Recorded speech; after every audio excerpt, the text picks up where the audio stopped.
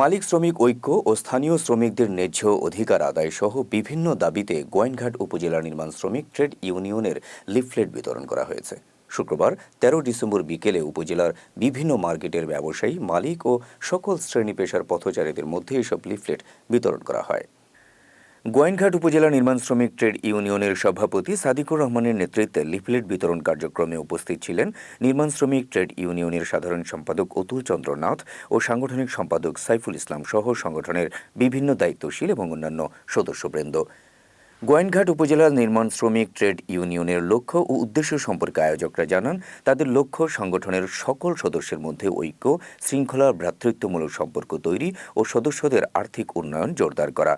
এ সময় গোয়াইনঘাট উপজেলা নির্মাণ শ্রমিক ট্রেড ইউনিয়নের সদস্য পদে যোগ দিতে সব ইউনিয়নের নির্মাণ শ্রমিকদের আহ্বান জানান সভাপতি সাদিকুর রহমান। আসলে আমরা লক্ষ্য উদ্দেশ্য উপজেলা পর্যায়ে, ইউনিয়ন পর্যায়ে, ওয়ার্ড পর্যায়ে সবার কাছে ওখানে পৌঁছাইয়া দেওয়া যে মালিক এবং শ্রমিকরা যেন দ্বন্দ্বে না জর্জরিত হয়, এর জন্য আমরা মিলিতভাবে ঐক্যবদ্ধভাবে চলা। আর বাইরাগত মিস্ত্রি হলে যারা কাজ করে, যদিও কাজ করে তাইলে আমরার লোকে সম্মিলিত হইয়া মিলিতভাবে হইয়া করতে হইব, আমরা সম্মান দিয়া করতে হইব। আর বেশিরভাগ মালিকগুলোর কাছে আমার আবদার হইল, আমরার এলাকা ভিত্তিক মিস্ত্রি হলোর হক হইল আমরা খাম পাইতাম। আমরা খাম পাওয়ার পরে যদি দেখা যায় যে না আর কোনো মিস্ত্রি পাওয়া যান না, তাইলে আপনি বাইরে গতরে দেখুয়া আহ্বান অত জোরালোভাবে আমরা নিষিদ্ধ করলাম না, তবে আমরার হকটা পাওয়ার পরে আপনি দেখুয়া।